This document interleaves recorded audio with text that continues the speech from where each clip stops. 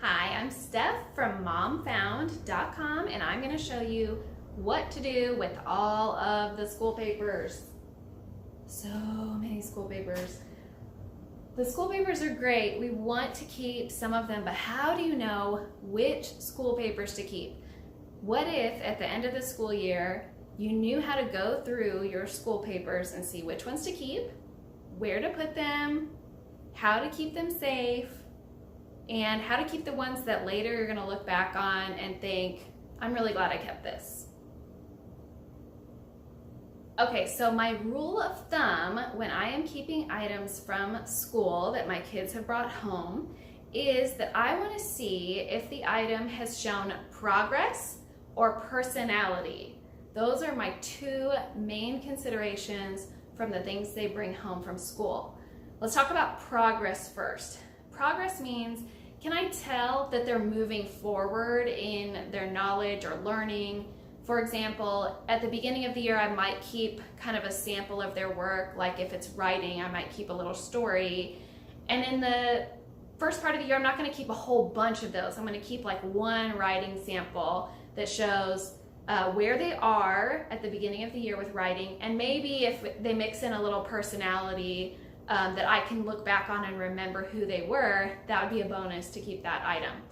But then in the next few months, I'm not going to keep a ton of writing samples.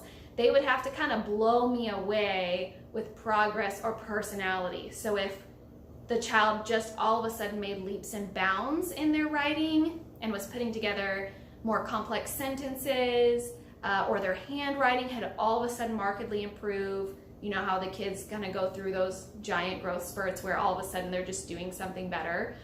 If they show that, and or they're showing like a big personality dose that I want to make sure I remember, then I'll keep another one of those writing samples.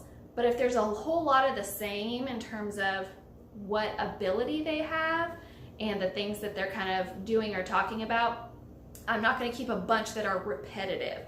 So progress and personality. So definitely I'm going to have one or two things from each kind of ability level at the beginning of the year. A lot of times there's going to be something in the middle and something in the end.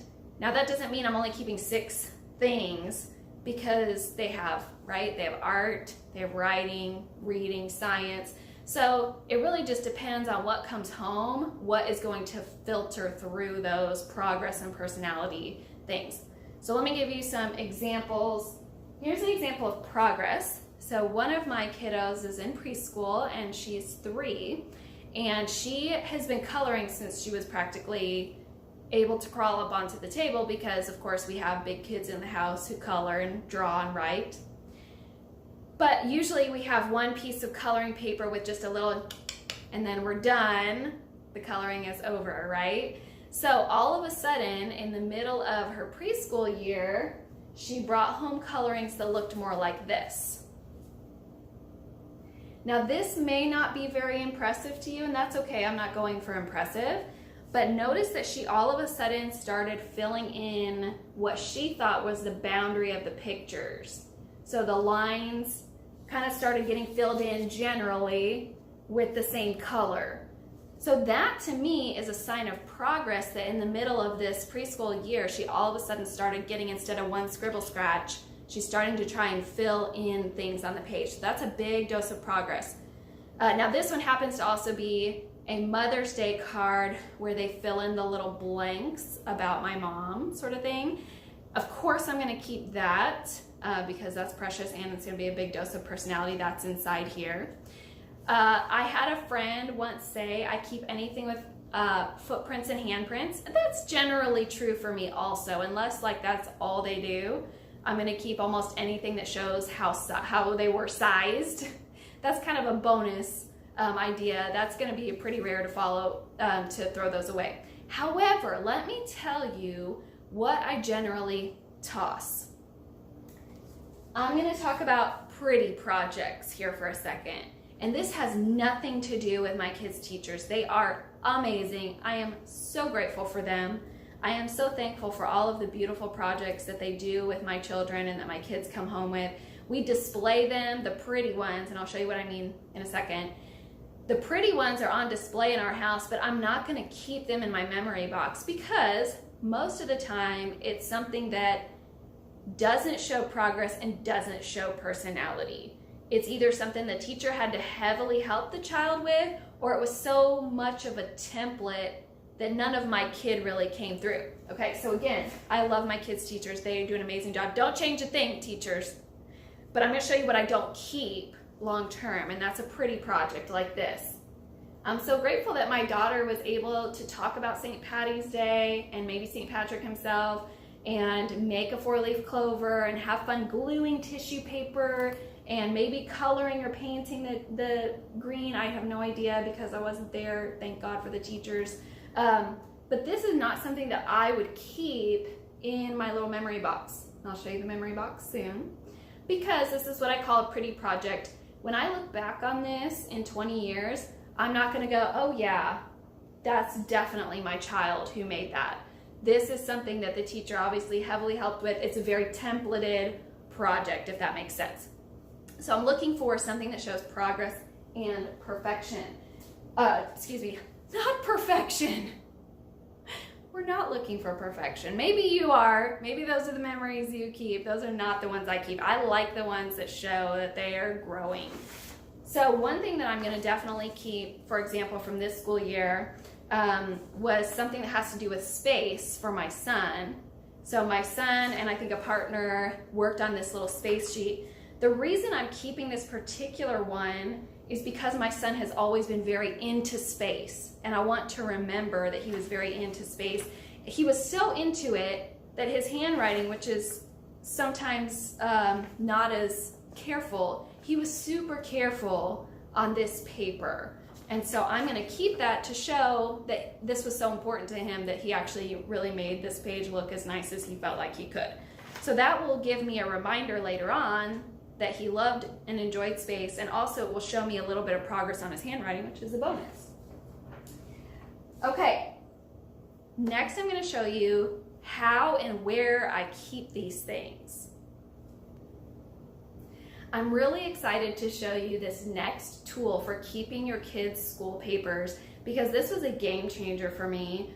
I like to keep things kind of organized in like little file folders, kind of old school, like in a filing cabinet. But that's obviously not going to work long term as all 3 of my kids go through school. I do imagine that as they get older, and this has already been seen, that they bring home less papers that I'm really going to keep, right? They're going to have a lot of work that's digital. As they get older, their work is going to be a little more like boring and not cute. We're still going to look for those progress and personality things to keep as they get older.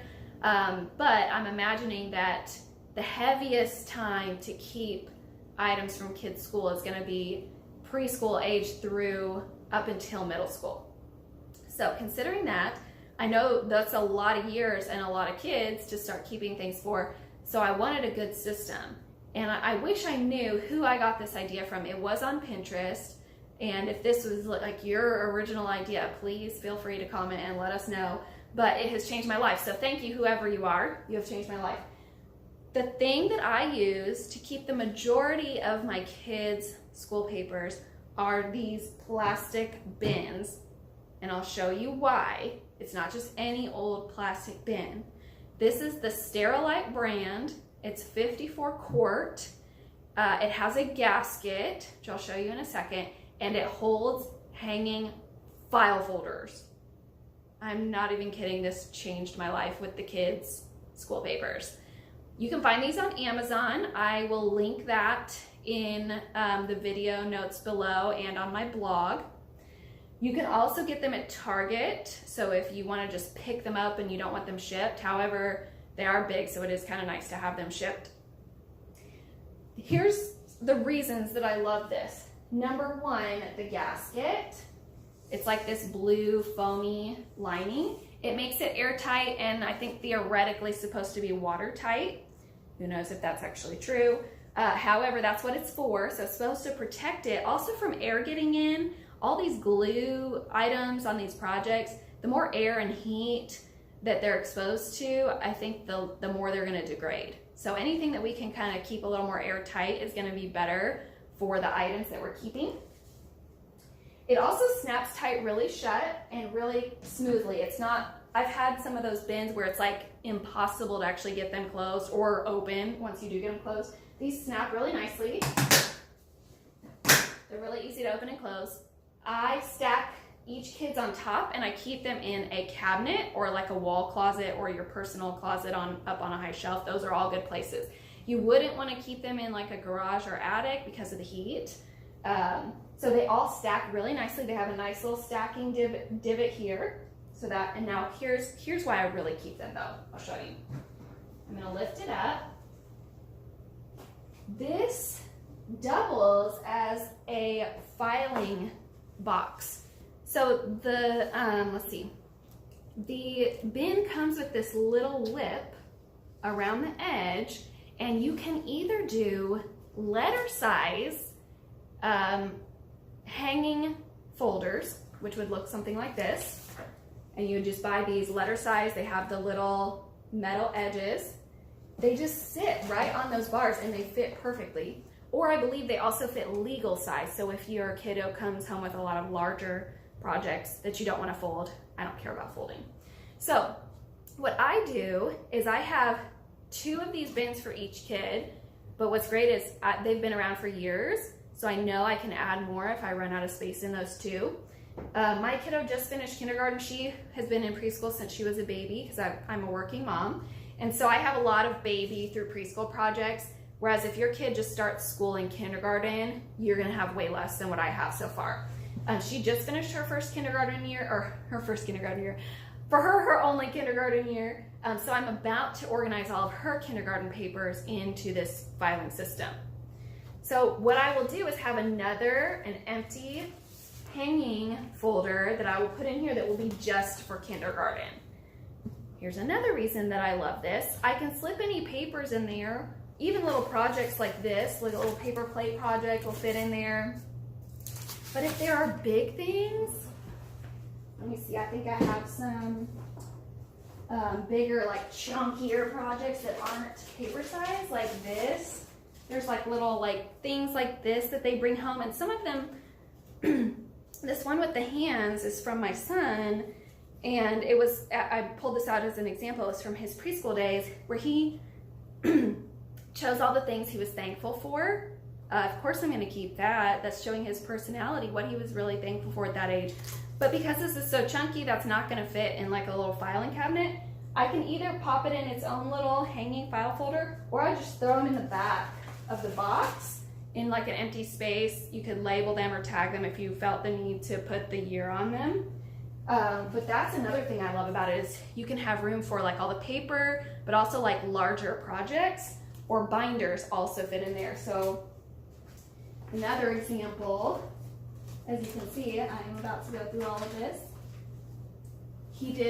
My son did a research project this year on snakes, and he got super into snakes, and his research project was on a trifold board for presenting. I'm not going to keep that. Now, on a trifold board, I might pull off a couple of things that I thought showed that progress and personality, peel them off and put them in his bin. But if something ends up in a binder, the binders just fit in here also. So you can just slip a whole binder in there. Now I have a binder in the bottom, that's why that one's not fitting, but you can see those are just perfect size for that. So I love these as just a way to keep all of those papers.